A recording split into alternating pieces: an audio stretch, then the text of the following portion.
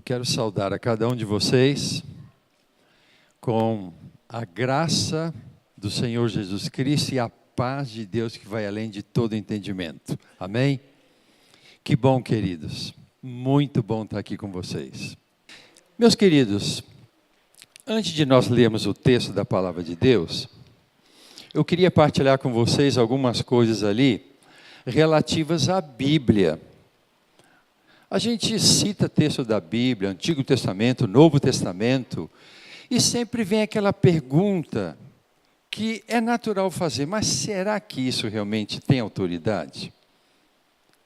Será que a Bíblia é mesmo um livro diferenciado? É palavra de Deus? A gente vai então rapidamente só dar uma introdução e a mensagem de hoje estará conectada a esse texto de 1 Coríntios capítulo 1, 18 a 25, daqui a pouco a gente vai ler esse texto bacana, tá? Sobre a vida através da cruz de Cristo. Mas será que a Bíblia realmente é autoridade sobre nós? No próximo slide a gente vai ver algo que é muito interessante. A Bíblia é, meus queridos, sem dúvida alguma, o livro que tem mais fonte documental. De tudo que já foi escrito na face da terra, nem os grandes clássicos lá da literatura grega, literatura romana, filósofos, escritores, nenhum livro tem tanta fonte documental como a Bíblia. Eu queria partilhar rapidamente com vocês aqui um detalhe muito legal. A Bíblia tem uma relação de famílias de manuscritos chamados de palimpsestos. Ali está escrito em grego e a transliteração lá para nós. Aquilo que raspa para escrever de novo, palim, de novo, e fa, ou far, quer dizer arrancar, tirar, raspar. Alguns manuscritos da Bíblia que são interessantíssimos. Nos tempos antigos, eles usavam dois materiais para escrever os livros da Bíblia. Ou o papiro, que era muito mais frágil, podia se desfazer se houvesse umidade. E também um outro material que hoje a gente chama de pergaminho, que era feito mais aqui do couro da barriga dos animais, como por exemplo os cordeiros, as ovelhas, os carneiros, curtiam aquilo e ficava uma folha fina sobre a qual se escrevia os textos do Antigo e do Novo Testamento. E aquele material ele era um pouquinho mais resistente, mas com o passar de 10 anos, talvez 100 anos ou mais, aquela escrita ia apagando. O que o copista fazia? Ele raspava, como está ali escrito, ele raspava tudo e escrevia aquele mesmo texto naquele pergaminho, já que o material era escasso, não tinha tanto pergaminho assim. E esses manuscritos especiais receberam esse nome grego lá de palimpsestos, ou seja, escrever novamente em cima daquilo que havia sido escrito. Bem, o tempo passou. Alguns desses manuscritos foram achados. E quando as pessoas começaram a manusear esses manuscritos, viam que havia alguma coisa como se fosse um borrão por trás daquele escrito. Levaram para o laboratório, deram um banho de reagente químico e verificaram que ali naquele texto mais recente, havia um texto antigo relativo àquela passagem da Bíblia. E começaram a fazer então a correlação entre o escrito mais antigo, talvez 50, 200, 300 anos atrás, com aquele novo escrito. E chegaram à conclusão de que não havia adulteração, modificação do texto. Você perguntaria, e agora, José, o que você quer dizer com isso? Eu quero dizer que manuscrito após manuscrito, O texto foi conservado de uma maneira toda especial, gente, para que a Bíblia estivesse nas suas mãos hoje em dia. No próximo slide, a gente vai ver ali um exemplo de palimpsesto, ou seja, esse pergaminho especial, que é o Códex de Leningrado, porque ele está lá na cidade de Leningrado, na Rússia. É uma raridade esse códex, tem diversos textos do Antigo Testamento, e a gente dá para olhar mais ou menos que há uns borrões por trás daquele texto ali. Preservado na sua autenticidade, na sua fidelidade, de acordo com os manuscritos mais antigos. Gente, isso é milagre de Deus. É a ação de Deus para que você possa ter a palavra de Deus hoje em dia. No próximo slide, temos ali um palimpsesto do Novo Testamento. Também dá para ver um pouquinho, alguns rabiscos, alguns borrões por trás deste texto. Este texto faz parte de uma família muito legal de manuscritos. A Bíblia tem basicamente duas famílias de manuscritos. Os chamados cursivos, ou seja, escritos ao curso da mão, em letra minúscula. E esses aí são chamados de unciais, porque é tudo com letra maiúscula, um pouquinho mais elaborada, mais trabalhada. Aqueles copistas, eles eram impressionantes na paciência em reproduzir o texto sem que houvesse adulteração da palavra de Deus. Tá? Então aí você tem um exemplo muito interessante. O que isso quer dizer? Aqui já temos um texto em hebraico mais moderno, que se lê ali da direita para a esquerda, em que a fidelidade aos manuscritos mais antigos do Antigo e do Novo Testamento permanece. Então, gente, em especial se tem alguém aqui que faz curso de letras na universidade, você precisa ter muito mais fé para acreditar na fidelidade de um clássico grego, seja de Homero, ou então um clássico da literatura romana, do que os textos da palavra de Deus. Porque todos os manuscritos desses clássicos são muito, muito posteriores aos escritos. Já na Bíblia, não. Há manuscritos que estão muito próximos ao original. Isso nos ajuda muito a ter um pouco mais de fé, de credibilidade, de confiança nesse texto maravilhoso em língua portuguesa que está aí na sua mão hoje. Tá? Seguindo. Ontem, eu queria fazer esse link rapidinho aqui, o irmão Pipe estava aqui ontem, né? Foi muito legal, né? Aquela palestra com o doutor Marlon Fluke, estava o Paulo, alguns outros irmãos, que ele falou sobre a reforma de 1517.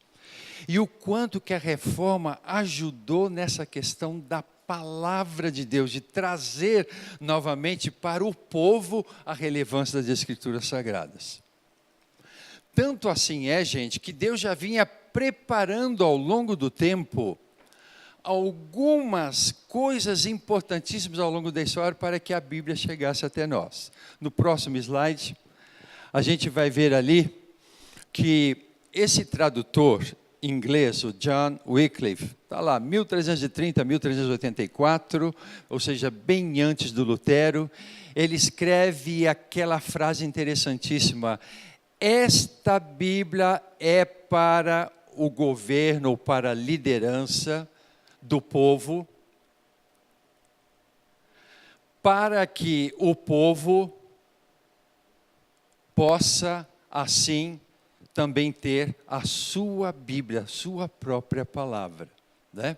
Esta Bíblia é para que o povo seja governado por ela, pela própria palavra, e que pelo povo também possa haver esse governo do povo pelo povo. Mais tarde isso é consolidado num espírito democrático, né? Do governo do povo, para o povo e pelo povo. Acho que não tem muito a ver com o Brasil hoje não, né?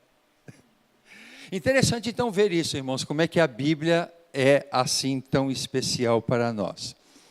Já no próximo slide, concluindo essa introdução, eu queria relembrar a figura de João Hus, que foi muito impactado por o John Wycliffe, aquele que a gente viu agora há pouco, e começou também a divulgar a palavra de Deus em alguns países mais do leste europeu. E ele então tem essa frase que é muito importante dele: não é o ofício que faz o sacerdote, mas o sacerdote faz o ofício. Nem todo sacerdote é santo, mas todo santo ou todo santificado é um sacerdote do Senhor. Ou seja, a própria reforma tratou de trazer para você de novo essa verdade. Cada crente tem que exercer o sacerdócio universal. Bem, eu sou pastor, o irmão Pipe é pastor, o irmão Brunello é pastor, outros são líderes, mas nós somos servos dos servos de Deus. Vocês também têm um sacerdócio a exercer, sobretudo o homem na sua família, no seu lar. Isso é lindo, porque assim democratiza os dons do Espírito de Deus, a fim de que todo mundo possa ter um trabalho relevante na igreja do Senhor Jesus, tá? Bem, por conta disso, a gente vai estudar hoje, então, um texto da palavra de Deus que é muito relevante. E esse texto está relacionado ao Evangelho da cruz do nosso Senhor e Salvador Jesus Cristo. Eu queria que você abrisse a palavra de Deus em 1ª carta de Paulo aos Coríntios.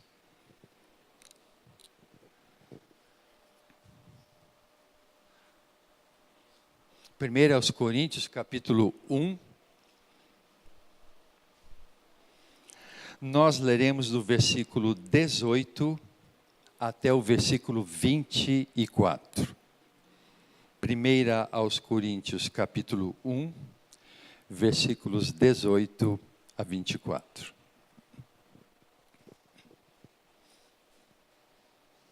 Todo mundo achou? Amém. Diz assim a Bíblia: certamente a palavra da cruz é loucura para os que se perdem, mas para nós que somos salvos, poder de Deus. Pois está escrito: destruirei a sabedoria dos sábios e aniquilarei a inteligência dos instruídos. Onde está o sábio?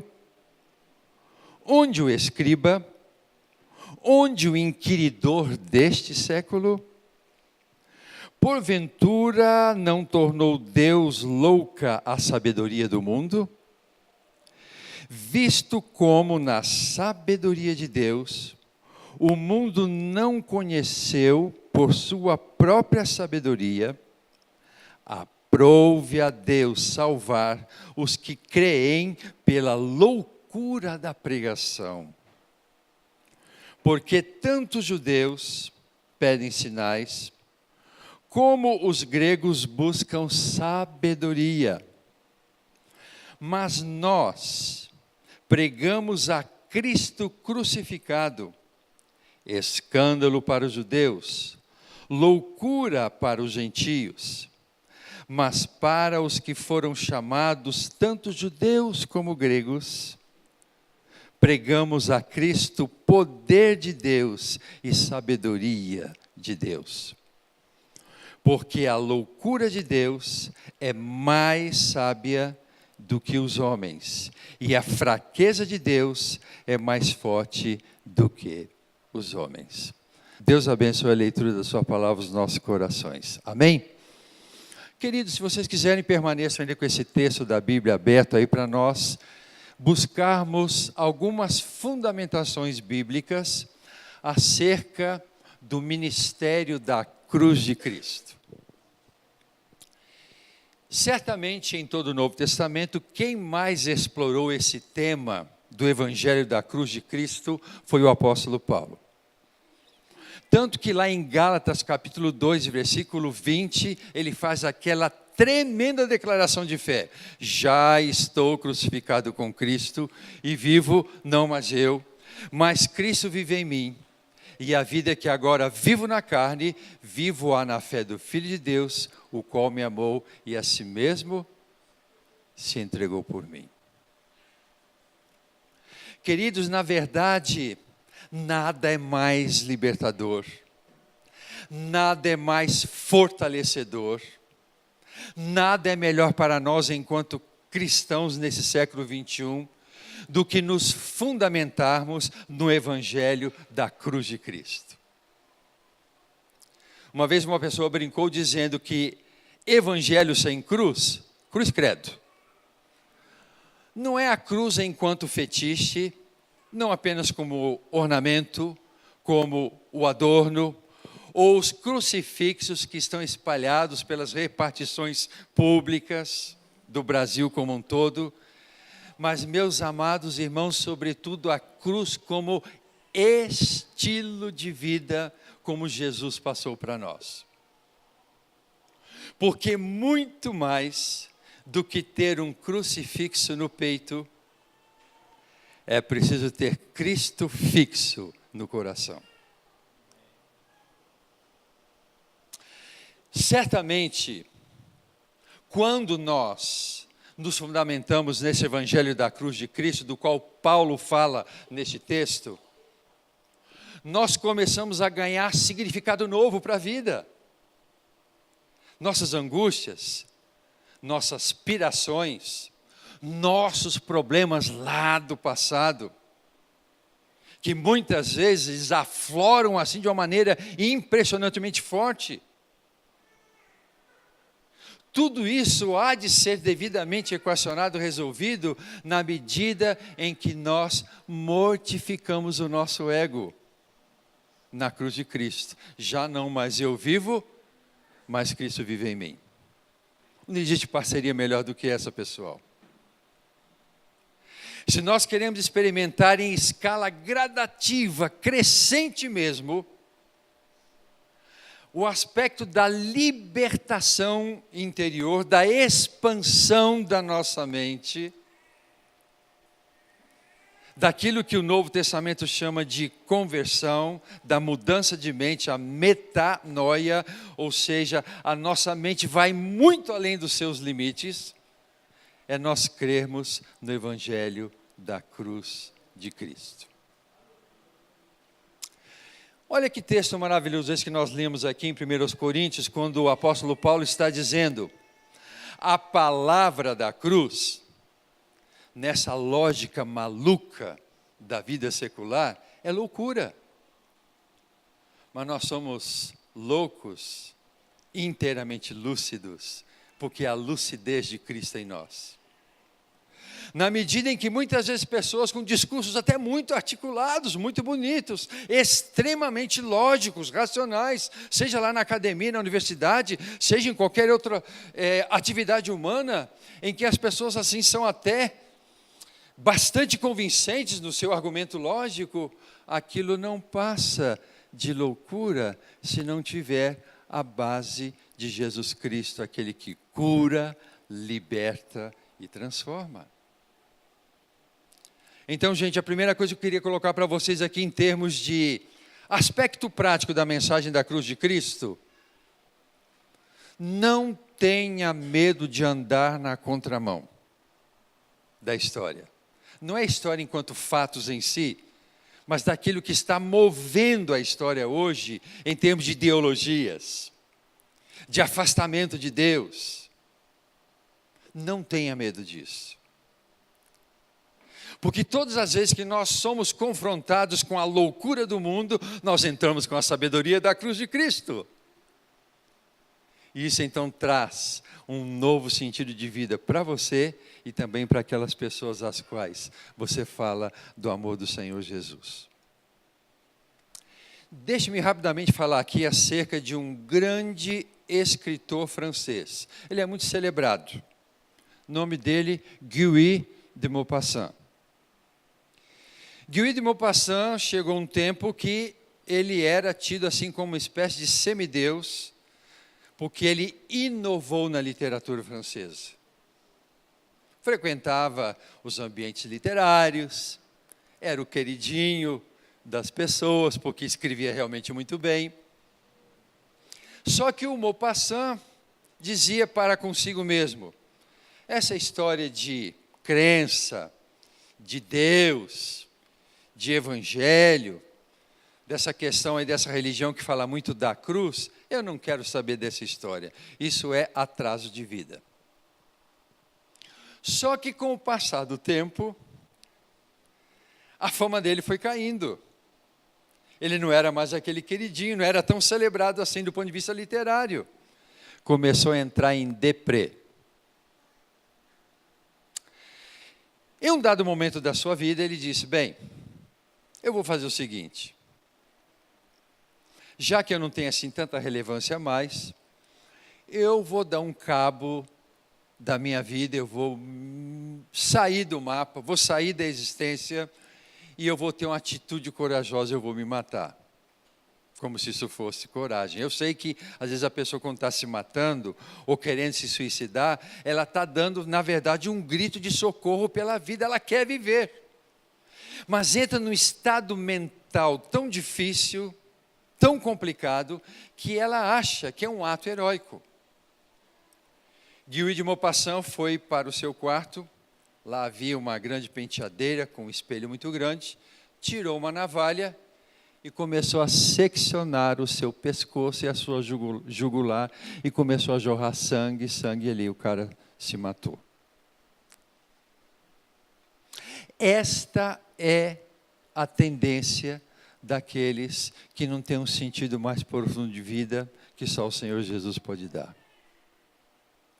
Então, queridos, eu acho lindo esse texto da palavra de Deus, quando o apóstolo Paulo diz que se a palavra da cruz é loucura para alguns ou para muitos, para nós que somos salvos, pelo poder de Deus, porque está escrito, eu vou destruir a sabedoria do mundo, mas eu vou dar sabedoria para vocês.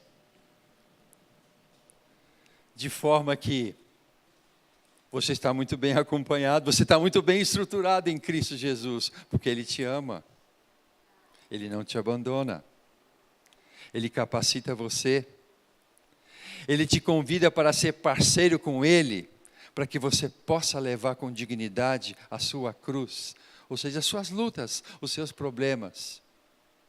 Porque a palavra de Deus diz em Filipenses capítulo 4, versículo 13, posso todas as coisas naquele que me fortalece.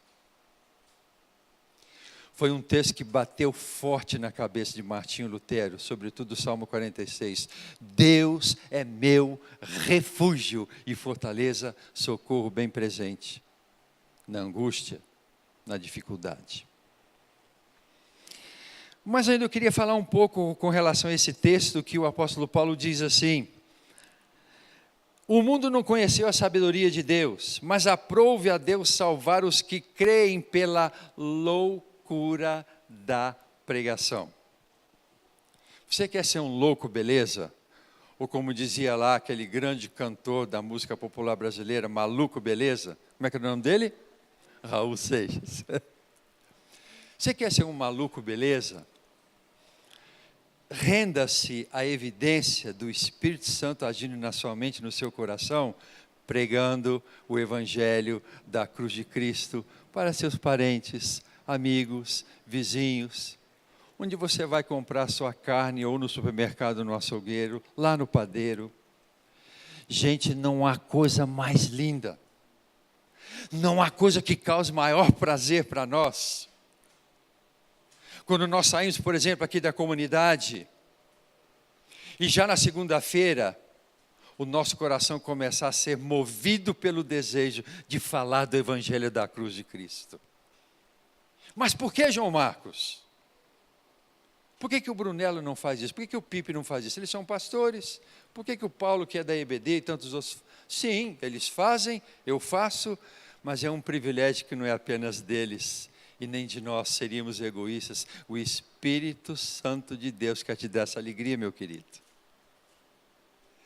E vocês querem saber como é que a comunidade Gólgota vai se tornar cada vez mais pulsante, alegre, relevante?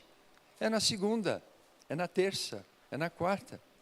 Pelo seu intermédio, você falando do amor de Jesus Cristo e da cruz de Cristo que cura, liberta e transforma. Eu acho lindo isso aqui no apóstolo Paulo. Mas também o texto bíblico ainda vai nos informar o seguinte, já lá mais na parte final: seja para judeus, seja para gregos, este Cristo crucificado, que foi escândalo para essa gente, Ele mesmo vai nos conceder a sabedoria, mas não é qualquer sabedoria, é a sabedoria de Deus, conforme está lá no versículo número 24. Porque aquilo que se constitui em loucura aos olhos dos homens e loucura de Deus é pura sabedoria, é puro discernimento, é tudo que você precisa, é tudo que eu preciso. Concluindo, deixe-me contar um outro exemplo de um grande filósofo. Ele foi um grande filósofo, sim. Maluco beleza esse cara também. Ludwig Wittgenstein.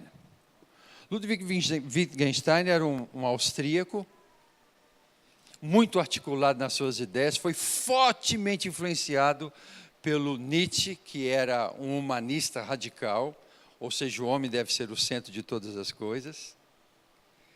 Ele vai e escreve um livro chamado Tratado Lógico Filosófico, que ele teve a pretensão de dar às palavras um sentido exato como os números têm na matemática. Pirou na maionese. Mas, gente, vale a pena ler esse livro dele, tá? Que ele dá um tratamento matemático à palavra, os vocábulos de um modo geral. Acontece que lá para o finalzinho da vida do Wittgenstein, um cara extremamente inteligente, que tinha uma cultura vastíssima no campo da filosofia, de outras áreas do conhecimento humano, ele começou a entrar em piração total, porque o seu raciocínio não fazia mais nexo, não fazia mais sentido. Aquilo que era sabedoria aos olhos dos homens, na verdade, deu lá na cabeça dele um curto-circuito, um tilt, e ele ficou literalmente louco, insano. E os últimos dias da vida dele foram dias tristes, terríveis. Mais tarde, um biógrafo do Wittgenstein faz o contraponto dizendo entre a sabedoria filosófica do Wittgenstein e a sabedoria do apóstolo Paulo ao falar desse tema precioso, a cruz de Cristo. A cruz de Cristo como encontro do seu próprio eu. A cruz de Cristo, minha querida, meu querido irmão, como lugar de cura, de libertação, de transformação. A cruz de Cristo que reordena o seu próprio ego, o seu próprio eu, a sede da sua personalidade.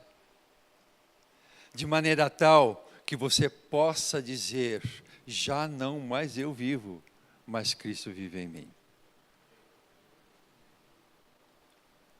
A minha oração é que você, que tem esse privilégio, essa felicidade, de ser impactado pelo nosso Senhor Jesus Cristo. Eu achei tão lindo nos últimos cânticos, quando a rapaziada estava ministrando louvor aqui à frente, falando que eu creio em Jesus Cristo, eu creio no Espírito Santo, eu creio em Deus. E junto com aquela batida forte, como a rapaziada diz, com aquela pegada que o som tem, né? Em especial aqueles sons mais graves, isso tem um efeito extremamente forte no psiquismo da gente. É verdade.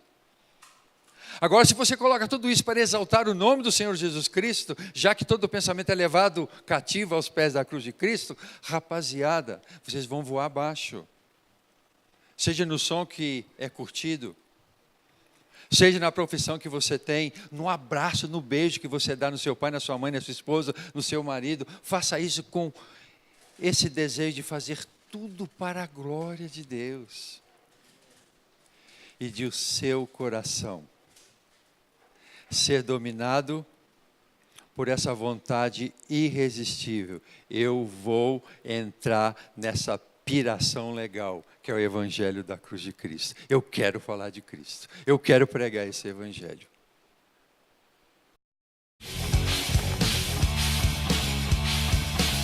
Esse mundo